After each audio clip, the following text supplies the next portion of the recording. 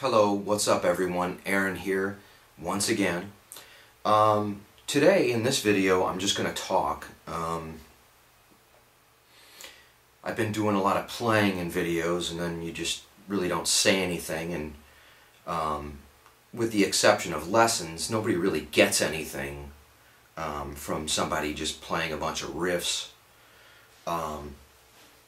You know, they might get an idea or two as they go by, but for the most part it's just wanking. And for me it's just a matter of storing my riffs on a cloud. So I make a video and then I work on some other riff, and then I make another video and I work on this riff, and then I can go back and I can use them, and it can be resourceful to look back and kind of keep track of all the riffs, right? Because I have hundreds of ideas and things even in my head that haven't happened yet, right? So we're having a little coffee here. I figured I'd talk to you a little bit about resources.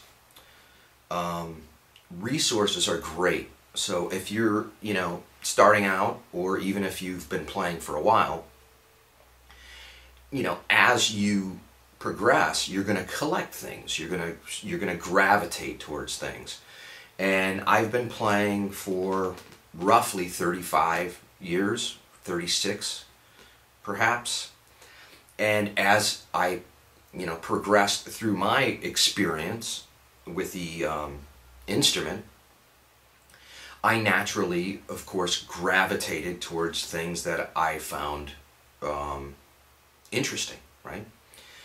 First thing I want to talk about is chords, right?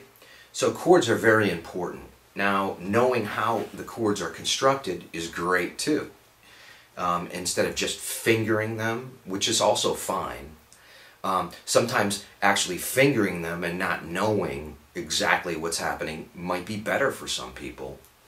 But for better or for worse, you find yourself a good book for chords. Now this one I got is called Picture Chord Encyclopedia, Proline Publications. Picture Chord Encyclopedia. And I gotta tell you, this book, it says over 2,600 guitar chords, right?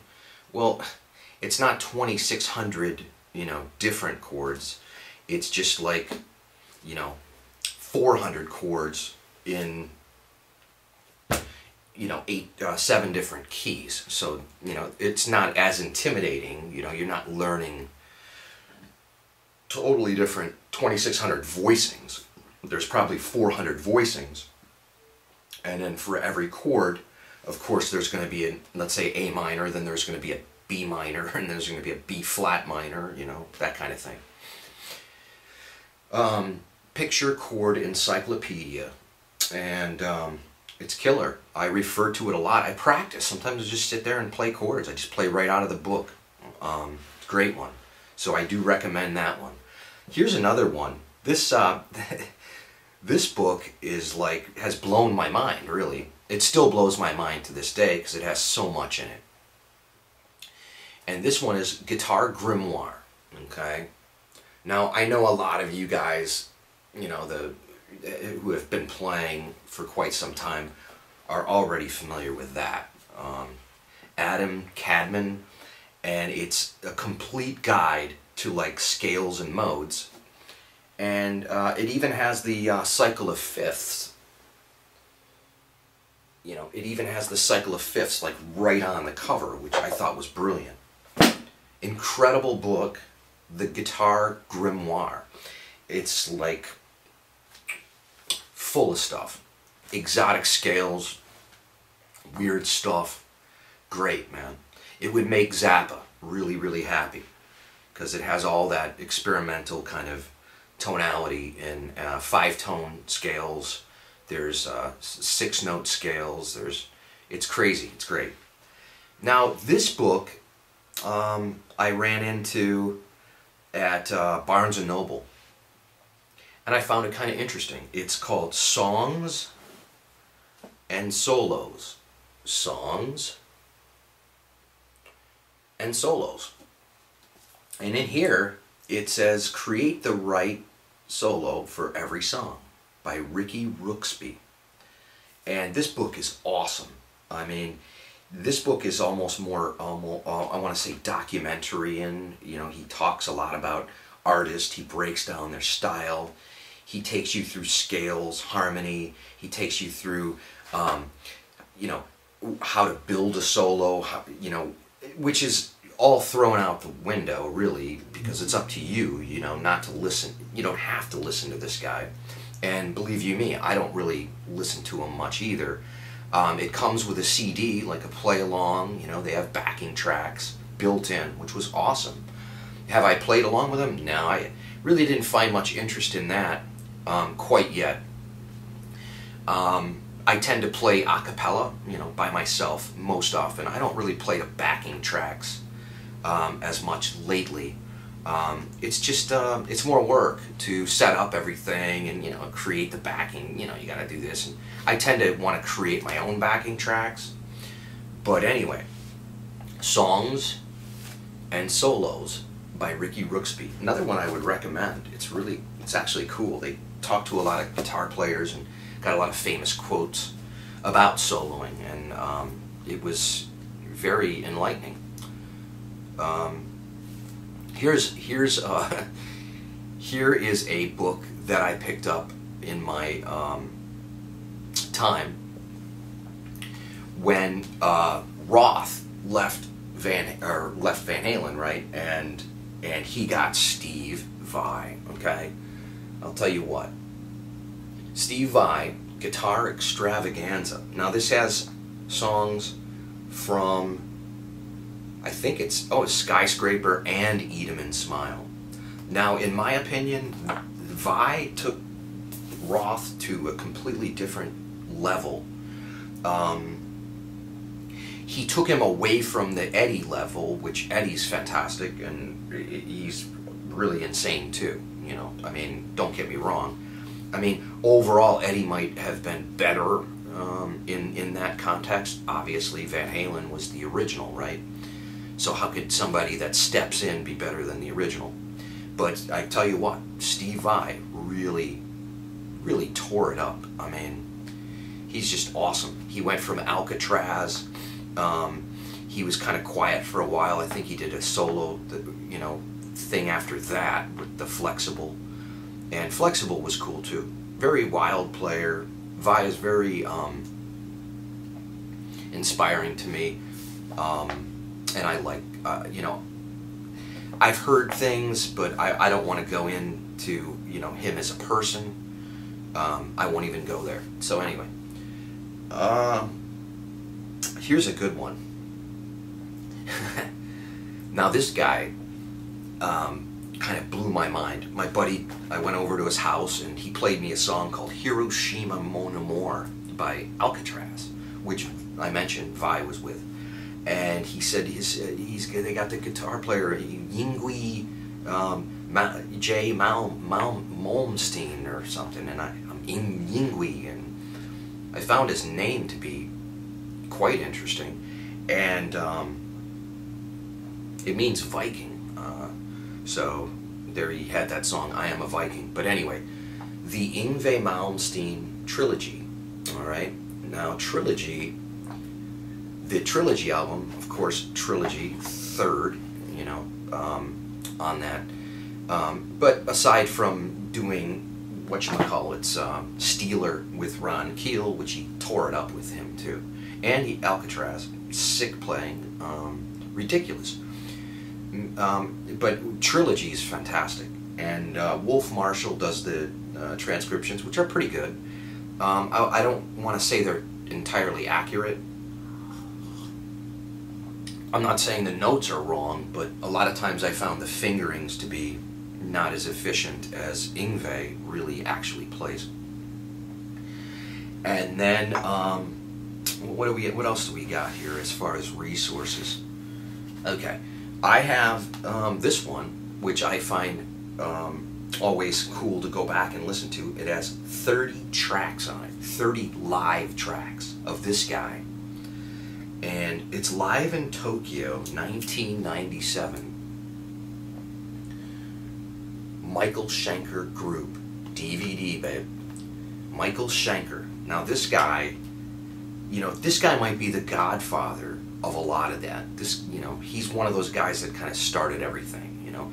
Lynch, DeMartini, you know, your tasteful phrasing and some, you know, some sick fiery chops. Schenker is like unbelievable. To this day, I want to go back and really pick up more of his stylings, you know. I try not to pay too much attention to other players, but he'd be one I'm gonna dig up, you know, and find more about as far as on, you know, hands-on the instrument. Well, here's one.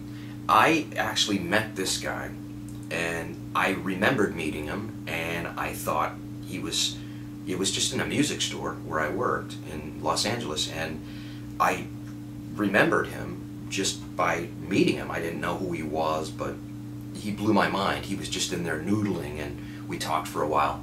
This is Carl Verheyen. Carl Verheyen. Intervallic Rock. DVD. It's incredible, okay? Carl is like silly good, and his very tasteful phrasing, and sweet guy, really nice. Here's another very nice guy.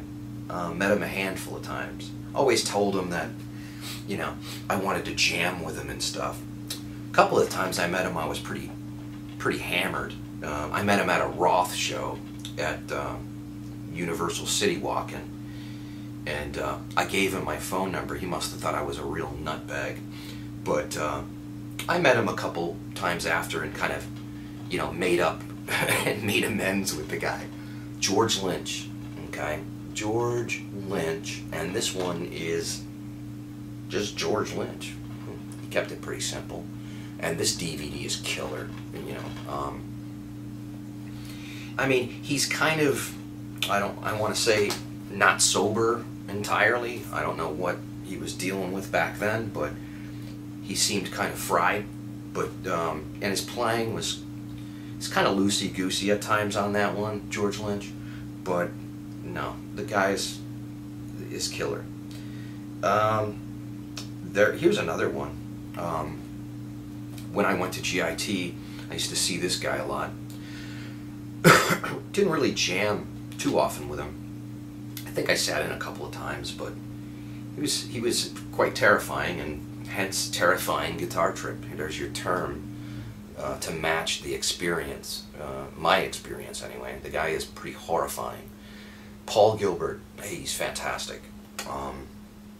Just a unbelievable guy, great guitar player. Chops from Hades, right? Here's a good resource. This guy, okay? Chick Corea, just a killer sweep player. He's a killer all-around player. The guy's a complete beast. Frank Gambale, okay? Frank Gambale. This one I picked up is called Chop Builder. I should have a lot more of Frank's stuff, but like I haven't even really touched on this. Like a lot of these guys, you know, that I'm showing you, I just kind of go through them and watch them and really don't play. I don't really have my guitar on. I'm just kind of watch the videos and kind of see what they're doing, so I can kind of, you know, maybe take it and tweak it a little bit so it isn't as obvious that I blatantly ripped them off, right? Here's a good one. I was pretty impressed. Alex Laiho, Children of Bodom.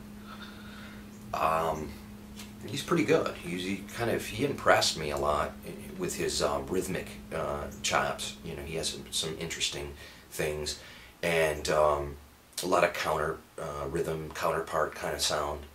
Pretty cool.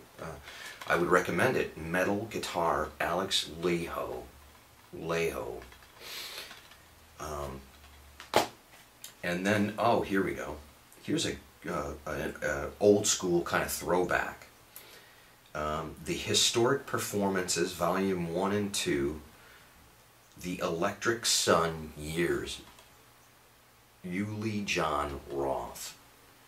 Uli Jon Roth. Now here's another godfather. Here's another guy that kind of, you know, was like the early innovator. You know, these guys were the pyramid builders, you know, and the other guys, you know, just kind of imitated that, right? Alrighty, well, last but not least, certainly, is this guy. Now, I recently had a conversation with a friend of mine, and he's a master transcriber, and he's really kind of a private guy, you know, and he's cool. He's very inspirational. I've actually worked with him on a site for a short period of time, teaching and kind of collaborating with the project, and he was really sweet, and I trust his opinion. And I always asked him, you know, what, you know, to this day, what do you think of Yngwie Malmsteen? And he told me straight up, he's the maestro.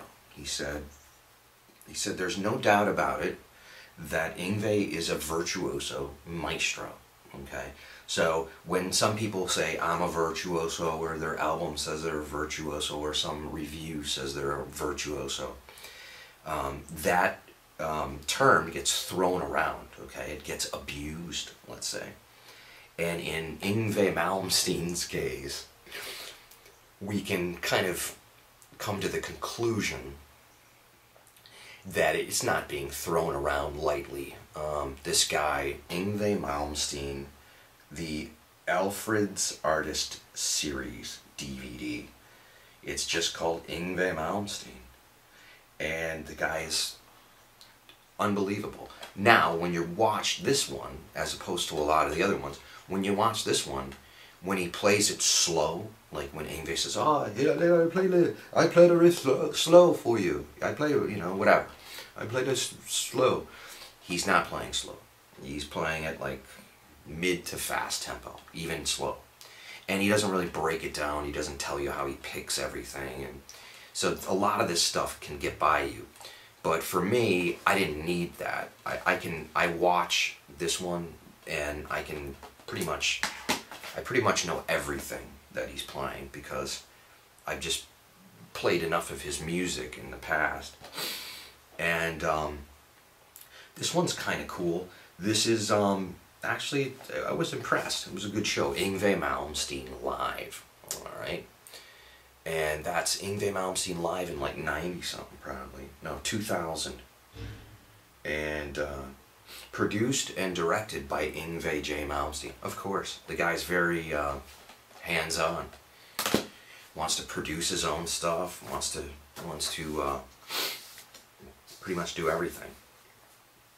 Now we can go to some things that, you know, that you can just download, right? I can get them right offline. Giant Steps, Coltrane. I just downloaded this. I just printed it right off the internet. It's like 5 pages. It's crazy. I mean, this solo, you know, like all the, you know, whatever the hell he's doing. I'm still trying to pick up a lot of this jazz stuff. And then there's another one called Freight Train. Freight Train, you can check that out online. You could probably just, you know, print that right off. What else we got here? Oh, this is something a friend of mine gave. It'd probably be a little harder to get. But Prelude No. 5, from the Well-Tempered Clavier, and the Well-Tempered Clavier No. 1 by J.S. Bach, as transcribed by Marshall Harrison. So that is just a 2-page printout of all, it looks like all pretty much, it's all 16th notes, the whole thing. But it really moves if you look into it. From the Well-Tempered Clavier No. 1, Prelude 5. Insane how he moves around. in that. Bach kind of weaves through all these different things, which was killer. And then here's another thing too. You can jazzadvice.com. Everything you wanted to know about the bebop scale. Okay, so all that bebop, all the adding those extra notes, those leading notes, those in-betweeners, is all there. It's killer. Everything you ever wanted to know about the bebop scale, it's at jazzadvice.com. Let's see. We got. That's about it, really.